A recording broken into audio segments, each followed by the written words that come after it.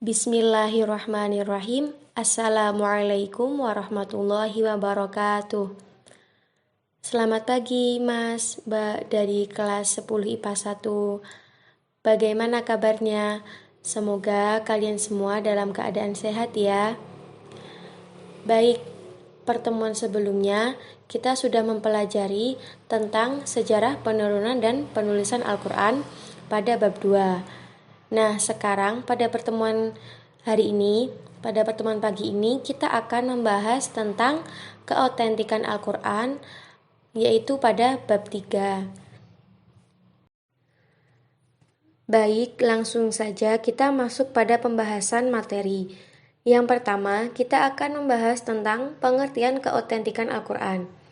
Keautentikan Al-Quran adalah Al-Quran itu masih tetap terjaga keasliannya atau kemurniannya hingga masa kini atau hingga sekarang, sebagaimana jaminan Allah Subhanahu wa Ta'ala.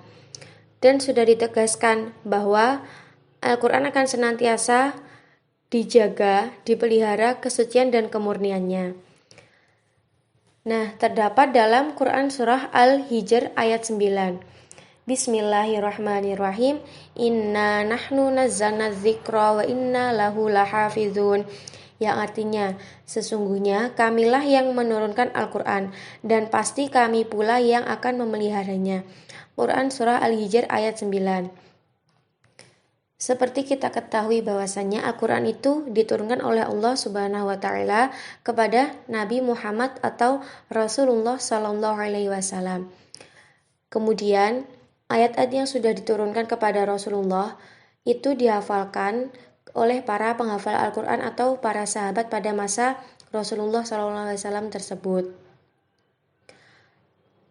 Kemudian setelah Rasulullah SAW wafat, Al-Quran itu dilakukan pembukuan pada masa Khalifah Abu Bakar dan Khalifah Utsman, seperti yang sudah dijelaskan pada bab sebelumnya, yaitu tentang proses pengumpulan dan penulisan Al-Quran.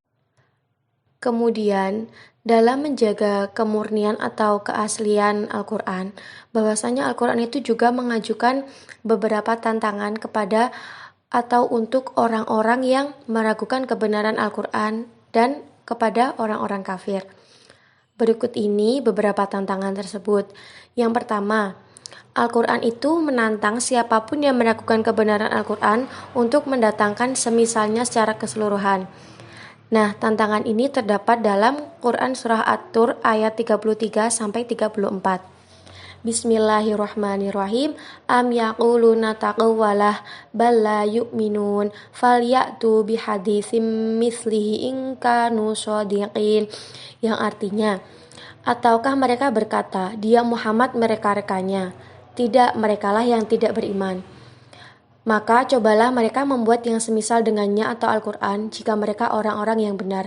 Quran surah At-Tur ayat 33-34. Kemudian terdapat juga pada Quran surah Al-Isra ayat 88. Bismillahirrahmanirrahim. Qul la in ijtama'atil insu wal jinnu ala ayyatu bimithli hadzal qur'ani ya'tuna bimithli walau kana ba'duhum li ba'din dhahira. Yang artinya, katakanlah sesungguhnya jika manusia dan jin berkumpul untuk membuat yang serupa dengan Al-Quran ini, mereka tidak akan dapat membuat yang serupa dengannya, sekalipun mereka saling membantu satu sama lain. Quran surah Al-Isra ayat 88.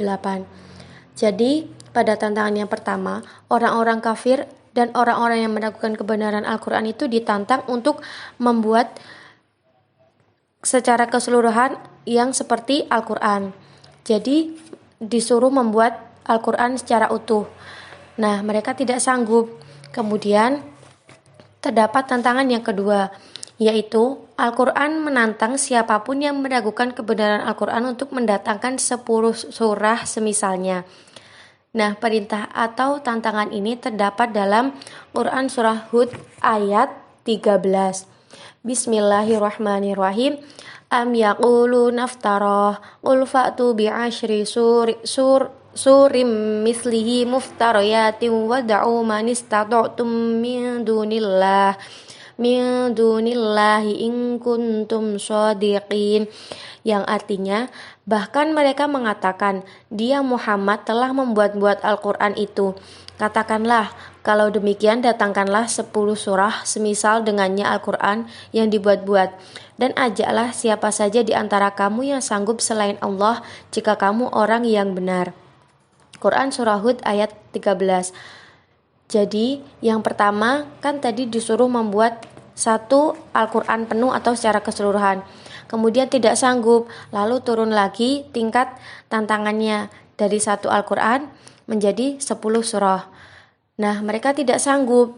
Kemudian turun lagi tantangannya menjadi satu surah saja.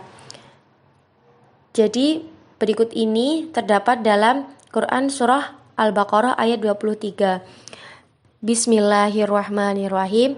Wa in kuntum fi raibim mimma nazzalna ala abdina fa'tu bi suratim mim mithlih wad'u syuhada'akum min dunillahi in kuntum shadiqin, yang artinya, dan jika kamu meragukan Al-Quran yang kami turunkan kepada hamba kami Muhammad, maka buatlah satu surah semisal dengannya, dan ajaklah penolong-penolongmu selain Allah jika kamu orang-orang yang benar. Quran Surah Al-Baqarah ayat 23.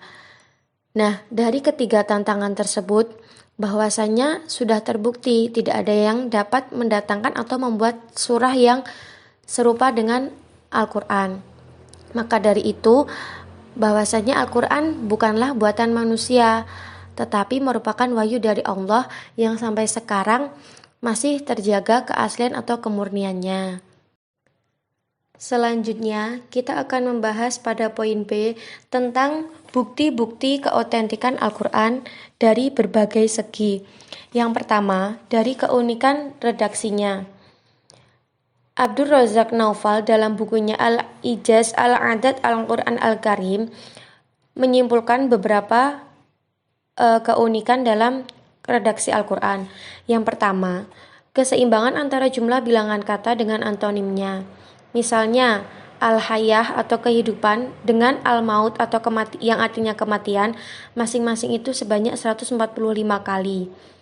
Nah, jadi kan al-hayah artinya kehidupan, kemudian al-maut artinya kematian, dan itu kan antonim. Al-hayah kehidupan, antonimnya atau lawan katanya al-maut. Nah, masing-masing itu disebutkan sebanyak 145 kali. Kemudian, yang kedua, keseimbangan antara jumlah bilangan kata dengan sinonim atau makna yang dikandungnya. Contohnya, yang pertama itu ada al-hars yang artinya membajak sawah, dan sinonimnya az-zira'ah atau bertani. Nah, masing-masing itu disebutkan atau terdapat dalam Al-Quran sebanyak 14 kali. Jika yang pertama itu menyebutkan atau terdapat antonim, masing-masing jumlahnya sama. Kemudian yang kedua ini tentang sinonimnya. Jadi kan al-hars tadi kan artinya membajak sawah. Sinonimnya dengan az-zira'ah atau bertani. Nah, masing-masing itu disebutkan sebanyak 14 kali. Kemudian keunikan redaksi yang ketiga yaitu keseimbangan antara jumlah bilangan kata dengan jumlah kata yang menunjuk pada akibatnya. Contohnya, al-infaq artinya menafkahkan dengan ar-ridho atau kerelaan. Nah, jadi nafkah itu merujuk pada kata ar-ridho atau kerelaan yang masing-masing itu disebutkan sebanyak 73 kali. Kemudian keunikan yang keempat, keseimbangan antara jumlah bilangan kata dengan kata penyebabnya. Contohnya, al-israf artinya kan pemborosan, dengan as-sur'at artinya ketergesa-gesahan yang masing-masing itu disebutkan 23 kali. Jadi, al-israf yang artinya pemborosan itu penyebabnya itu dari kata tergesa-gesa. Nah, masing-masing itu disebutkan sebanyak 23 kali. Kemudian keunikan redaksi Al-Quran yang kelima atau yang terakhir. Jadi di samping keseimbangan yang telah disebutkan sebelumnya, itu ada keseimbangan khusus. Seperti yang pertama itu ada kata yaum yang artinya hari. Nah, kata yaum dalam bentuk tunggal ini disebutkan di dalam Al-Quran sebanyak 365 kali. Sama halnya dengan jumlah hari dalam satu tahun, yaitu 365 hari. Nah, itu kan termasuk unik. Kemudian keunikan yang kedua, bahwasanya di Al-Quran itu sudah dijelaskan langit itu ada 7, dan penjelasannya pun sama, diulangi sebanyak 7 kali. Kemudian keseimbangan khusus yang terakhir, terdapat kata-kata yang menunjuk kepada utusan Tuhan seperti Rasul, kemudian baik Rasul dan atau pemberi peringatan itu keseluruhannya disebutkan sebanyak 518 kali. Nah, penyebutan itu seimbang dengan penyebutan nama-nama nabi dan rasul dan pembawa berita di dalam Al-Quran sebanyak 518 kali. Jadi keseimbangan khususnya tadi terdapat pada kata yaum sebanyak 360 kali, sama dengan jumlah hari dalam satu tahun, dan yang kedua penyebutan langit sebanyak jumlah langit sebanyak 7 kali. Kemudian yang terakhir, kata-kata yang menunjuk kepada utusan Allah itu disebutkan 518 kali. Kemudian bukti keautentikan Al-Quran yang kedua yaitu ditinjau dari segi kemukjizatannya. Nah, terbagi menjadi dua. Yang pertama dari kemukjizatan segi isi atau kandungan, yang kedua dari segi bahasa Al-Quran. Yang pertama kita akan membahas tentang segi isi atau kandungan Al-Quran. Yang pertama, bahwasannya Al-Quran itu mengungkap banyak sekali atau banyak ragam hal-hal gaib, seperti mengungkap kejadian masa lampau yang tidak diketahui oleh manusia. Kemudian yang kedua, segi bahwasannya di dalam Al-Quran itu terdapat ramalan-ramalan atau prediksi tentang peristiwa-peristiwa yang belum terjadi, tetapi kemudian terjadi secara nyata di kemudian hari.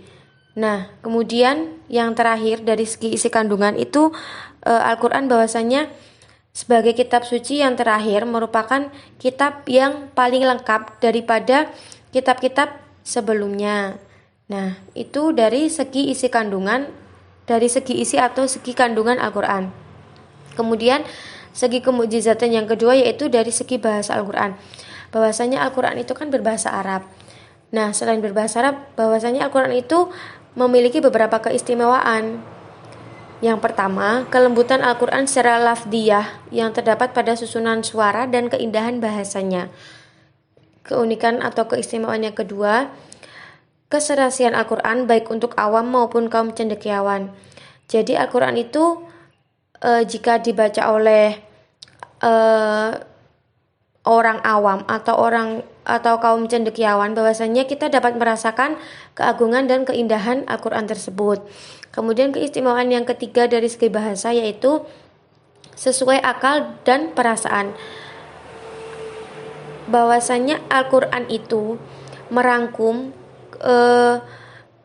kebenaran dan keindahannya secara sekaligus. Kemudian bukti keautentikan yang terakhir yaitu dilihat dari segi sejarahnya.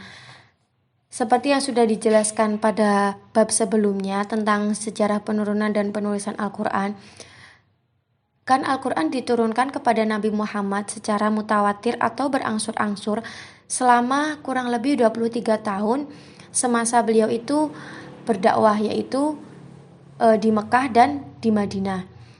Kemudian setelah beliau wafat, kan banyak beberapa penghafal Al-Quran yang wafat atau gugur dalam perang pada masa Abu Bakar. Kemudian dilakukan penghimpunan atau pengumpulan naskah-naskah oleh sahabat Abu Bakar dengan memerintahkan Zaid bin Sabit.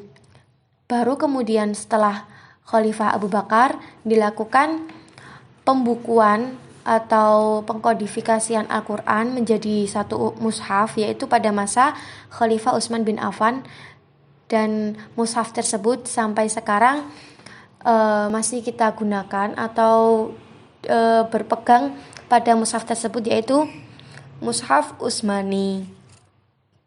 Jadi bukti-bukti keautentikan Al-Quran itu dapat kita lihat dari 3 segi.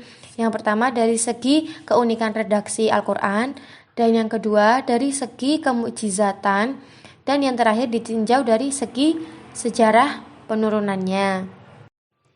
Baik, kita lanjutkan pada poin yang ketiga atau pada poin C. Kita akan membahas bahwasanya Al-Quran itu bukan fiksi. Jadi Al-Quran itu otentik hingga akhir zaman. Yang pertama, penulisan Al-Quran itu dalam bentuk mushaf.